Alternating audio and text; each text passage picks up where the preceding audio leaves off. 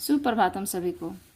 आज हम लोग वर्ण टॉपिक पढ़ेंगे। वर्ण जो कि संस्कृत या हिंदी दोनों व्याकरण के लिए बहुत ही उपयोगी है। तो आज की क्लास में हम लोग शुरू करते हैं वर्ण टॉपिक। आप सब इस क्लास को पूरा देखेंगे ताकि वीडियो समझ में आएगा। चलिए आज हम लिख कर ही पढ़ाते हैं, लिखेंगे और फिर आप लोग उसको नोट कर लीजिएगा। वर्ण जो है, वर्ण किसे कहते हैं? ठीक है, सबसे पहले तो प्रश्न ये बनता है कि वर्ण किसे कहते हैं। तो हम लिख देते हैं उसे, आप लोग तो लिख रहे हैं, आप लोग उसको देखेंगे और अपने भी कॉपी पर इसको लिखेंगे। जिस सार्थक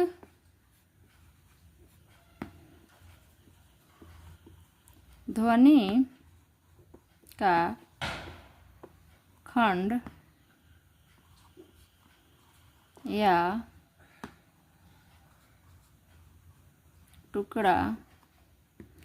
या टुकड़ा न हो सके उसे वर्ण कहते हैं। ठीक है, देखिए इस वर्ण जो है सबसे जो छोटी इकाई होती है, एक शब्द में ये भी हो गया इसका उदाहरण, और एक ये भी हो सकता है जो भाषा की सबसे छोटी इकाई जिसका हम लोग और टुकड़ा या खंड नहीं कर सकते हैं उसे वर्ण कहते हैं। जैसे क ख च छ, मतलब कुछ भी हो सकता है, ये नहीं क ख, जो भी वर्ण है जिसको हम और ज्यादा तोड़ नहीं सकते हैं उसे क्या कहेंगे? हम लोग वर्ण कहेंगे। वर्ण जो है, अब तो हम लोग इसको समझ लिए कि वर्ण किसे कहते हैं। आगे देखते हैं कि वर्ण के कितने प्रकार होते हैं। फिर हम लोग यहाँ पर लिख रहे हैं वर्ण कितने प्रकार यहाँ पर के होते हैं।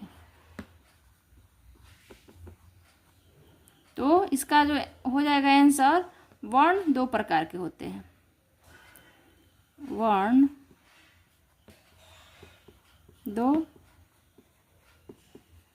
प्रकार के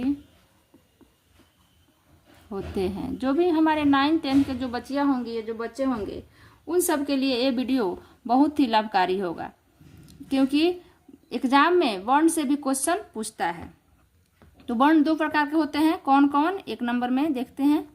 एक नंबर में हो जाएगा स्वर वर्ण, स्वर वर्ण, और 2 नंबर में व्यंजन वर्ण। ठीक है, ये हम लोग देख लिए कि वर्ण किसे कहते हैं और वर्ण के कितने प्रकार होते हैं। आगे हम लोग देखेंगे स्वर वर्ण और व्यंजन वर्ण, 2 प्रकार होते हैं। अब ये देखेंगे कि स्वर वर्ण कितने प्रकार के होते हैं। ठीक है, पहला जो है इसका हम देखते हैं ये कितने प्रकार के होते हैं। तो 1 नंबर में देखें स्वर, स्वर वर्ण।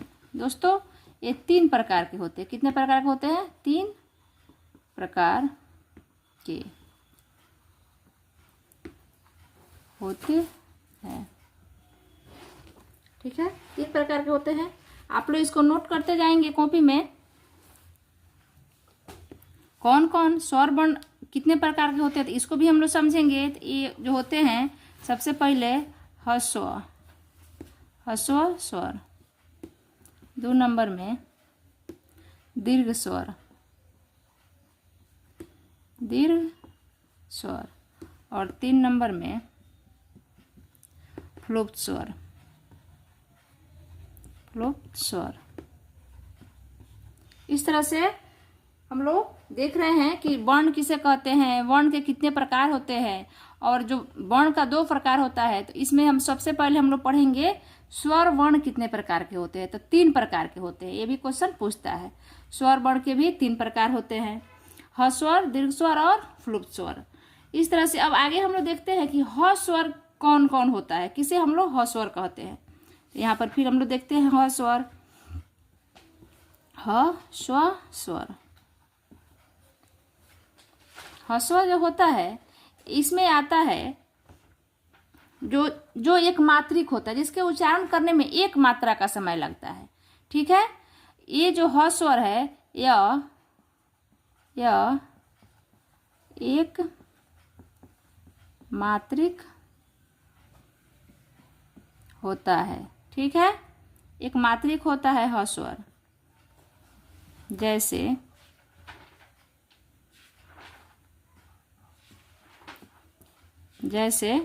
ह स्वर में कौन हो जाएगा, ये हो जाएगा, इसमें एक मात्रा का जो समय होता है अ ई उ री और री, ये 5 होते हैं संस्कृत में। ऐसे 4 ही होता है हिंदी में, संस्कृत में वो री दे दिया है इसीलिए 5 हो गया है। तो ह स्वर जो है 5 होते हैं। कितने होते हैं यहाँ पर लिख देते हैं, 5 होते हैं, 5 होते हैं। ठीक है, आगे हम लोग देखते हैं।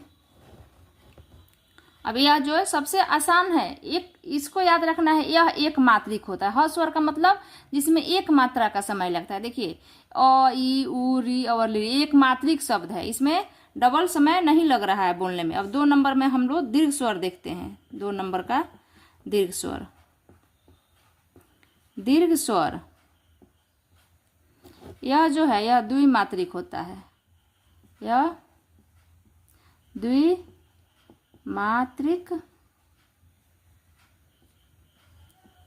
होता है, अर्थात इसको बोलने में 2 मात्रा का समय लगता है। यह द्विमात्रिक होता है। इसकी संख्या जो है कौन कौन सा है 2 मात्रा, तो देख लेते हैं हम लोग। जैसे आ हो गया, बड़ी ई हो गया, बड़ी ऊ, उसके बाद आ ई बड़ी ऊ, उसके बाद ए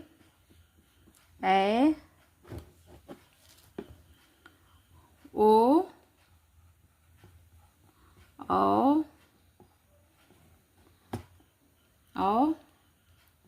और री। इस तरह से ये हो जाएगा आपका द्विमात्रिक। इसकी संख्या 1 2 3 4 5 6 7 8 और 9। संस्कृत में इसकी संख्या इतनी होती है दोस्तों, 1 2 3 4 5 6 7 8, इसकी संख्या 8 हो गई। तो आप लोग इसे देखेंगे कि हम लोग स्वर वर्ण एक एक करके समझ रहे हैं कि वर्ण किसे कहें, वर्ण के कितने प्रकार होते हैं, स्वर वर्ण और व्यंजन वर्ण। फिर स्वर वर्ण के बारे में हम लोग अध्ययन किए कि स्वर वर्ण कितने प्रकार के होते हैं। तो स्वर वर्ण हम लोग देख लिए कि ह स्वर, दीर्घ स्वर और फ्लुप्त स्वर। ह स्वर किसे कहते हैं, तो ह स्वर जो है यह एक मात्रा का समय होता है, इसमें एक मात्रा का समय लगता है। इसकी संख्या कितनी होती है, तो 5 होती है संस्कृत में। फिर हम लोग दीर्घ स्वर देखेंगे। दीर्घ स्वर में देखेंगे कि यह द्विमात्रिक होता है, इसमें 2 मात्रा का समय लगता है, इसकी संख्या 8 होती है। आगे फ्लुप्त स्वर, यह त्रिमात्रिक होता है दोस्तों, त्रिमात्रिक होता है। फ्लुप्त स्वर जो होता है, फ्लुप्त स्वर यह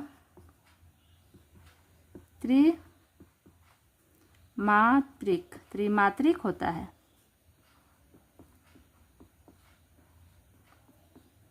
इसको उच्चारण करने में हमको लंबा समय लगाना पड़ता है। जैसे हम लोग किसी को बुलाते हैं, हे राम, ठीक है, इस तरह से जो लंबा समय हम लोग चिल्लाकर किसी को पुकारेंगे, हे कृष्ण, उस तरह का जो भी शब्द आएगा उसे फ्लुप्त स्वर के अंतर्गत रखा गया है।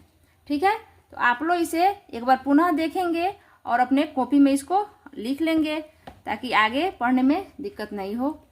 फिर इसके आगे हम लोग देखते हैं कि और भी जो वर्ण है उसकी उच्चारण कैसे होता है। इस तरह से स्वर वर्ण के बारे में हम लोग जानकारी प्राप्त किए। आइए आगे की क्लास में हम लोग व्यंजन वर्ण के बारे में देखते हैं कि व्यंजन वर्ण कितने होते हैं या उसकी संख्या कितनी होती है, कितने प्रकार के होते हैं। जो भी एग्जाम में आता है क्वेश्चन उसको हम लोग देखेंगे। तो व्यंजन जो है इसकी संख्या होती है 33। ठीक है, 33 होती है। अब इसको भी कई प्रकार में बांटा गया है। जैसे व्यंजन वर्ण जो है इसकी हो गया, सबसे पहले तो होता है स्पर्श। स्पर्श वर्ण, वर्ण कहेंगे या व्यंजन कहेंगे, ठीक है। स्पर्श वर्ण हो गया, उसके बाद अंतस्थ वर्ण, 1 नंबर में, 2 नंबर में, 3 नंबर। 3 नंबर में देखते हैं हम लोग ऊष्म वर्ण, ऊष्म वर्ण। देखिए जो भी वर्ण टॉपिक से क्वेश्चन बनता है, एग्जाम हिंदी हो या संस्कृत, दोनों में इस टॉपिक से क्वेश्चन आता है, इसलिए आप लोग इसे ध्यान से देखेंगे और याद भी रखेंगे। ऊष्म वर्ण हो गया, उसके बाद घोष 4 नंबर में, घोष वर्ण, अघोष वर्ण, अल्प प्राण, महाप्राण से भी क्वेश्चन आता है। घोष वर्ण 5 नंबर में, अघोष वर्ण, उसके बाद 6 नंबर में अल्प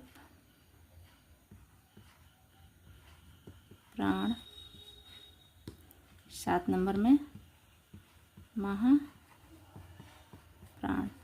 ये हमारा जो है वर्ण, जो व्यंजन वर्ण है उसका कितने होते, स्पर्श वर्ण में कितनी संख्या होती है, अंतस्थ वर्ण में कितनी संख्या होती है, इसके बारे में हम लोग इसमें जानकारी प्राप्त करेंगे, ठीक है। इसके बाद जो है हम लोग इसको याद भी कर लेंगे, स्पर्श वर्ण की संख्या कितनी होती है, अंतस्थ वर्ण की संख्या कितनी होती है, ऊष्म वर्ण की संख्या कितनी होती है। जो भी हम लोग याद करेंगे एग्जाम में हमें वही काम आएगा, बुक का जो भी रहता है बुक में ही रह जाता है। इस तरह से हम लोग इसको देखते हैं। स्पर्श व्यंजन जो है इसकी संख्या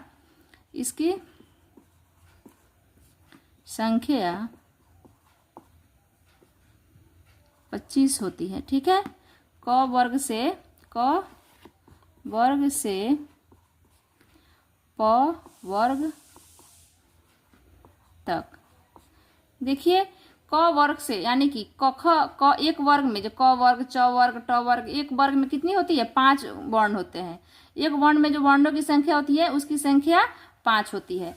तो क वर्ग से लेकर प वर्ग 5 हो रहा है, तो पांचों में अगर हम गुना करेंगे तो 25 हो जाएगा। तो इसीलिए यहाँ पर 25, इसकी संख्या कितनी होती है, तो 25 होती है।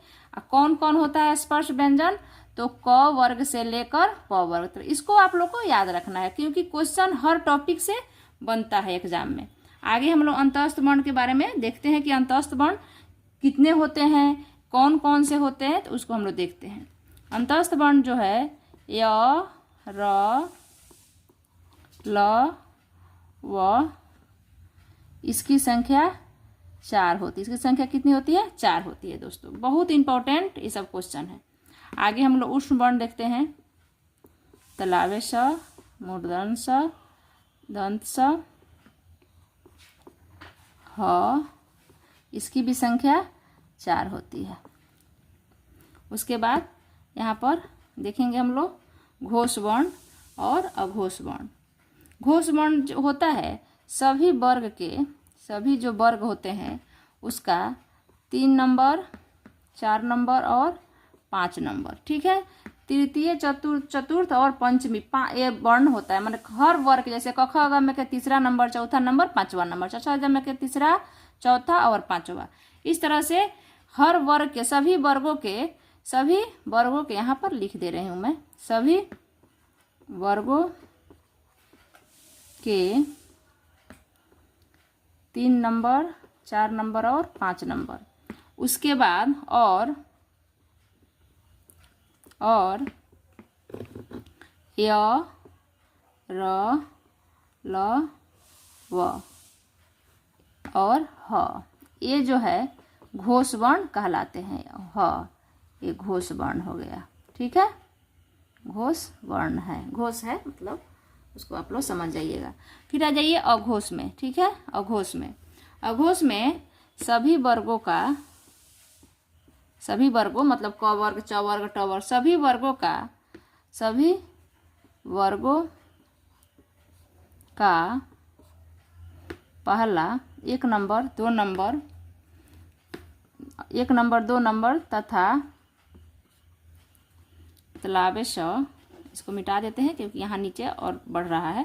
तलाब स, मूर्धन स, दंत स, ये सब 3 जो हो गया। सभी वर्गों का 1 नंबर 2 नंबर, और तालाब सा मूर्धन्य दंश ये जो है अघोष है, अघोष वर्ण है। ठीक है, आगे हम लोग देखते हैं अल्पप्राण 6 नंबर में।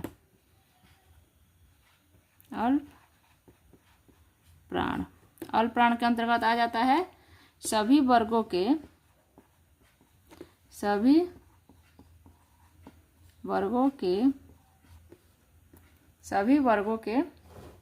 पहला 1 नंबर 1, 3, 5। ठीक है, ऐसे हम लोग इसको इस तरह से भी याद रख रहे। अल्प प्राण, अल्प जो होता है वो छोटा होता है, तो अल्प प्राण मतलब सभी वर्णों का 1, 3, 5 तथा य, र, ल, व। ठीक है, सभी वर्गों के जो अल्प प्राण होते हैं, सभी वर्गों के 1, 3, 5 पहला नंबर, तीसरा नंबर और 5वां नंबर जो वर्ण होता है वे अल्प प्राण होते हैं। और उसके बाद य, र में के य, र, ल और व, ये आपका हो जाएगा अल्प प्राण, अल्प प्राण। ठीक है, अब महाप्राण आ जाइए। महाप्राण, महाप्राण में आपका सभी वर्गों का 2 नंबर और 4 नंबर दोस्तों। ठीक है, 2 नंबर और 4 नंबर तथा तालाब स, मूर्धन्य स, दंत स और ह। ये हो गया महाप्राण, महाप्राण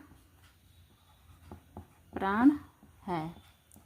ठीक है, उसके बाद एक और वर्ण जो है संयुक्त वर्ण, वो छूट गया है, यहाँ पर मैं लिख दे रही हूँ संयुक्त वर्ण। संयुक्त वर्ण, ठीक है, संयुक्त वर्ण की संख्या भी 4 होती है। कौन कौन? छ, त्र, ज्ञ और स्र। ठीक है, ये जो है इसकी संख्या भी कितनी होती है? 4 प्रकार की होती है। इसमें पूछ देता है कि छ किस किस वर्ण से मिलकर बना है, त्र किस किस वर्ण से मिलकर बना है, ज्ञ जो है किस किस से मिलकर बना है। इस जो संयुक्त वर्ण है इसमें 2 या 2 से अधिक वर्ण मिला रहता है। इस सब में जो है 1 या 2 वर्ण है, 2 वर्ण है, जैसे एक व्यंजन हो गया, एक स्वर हो गया।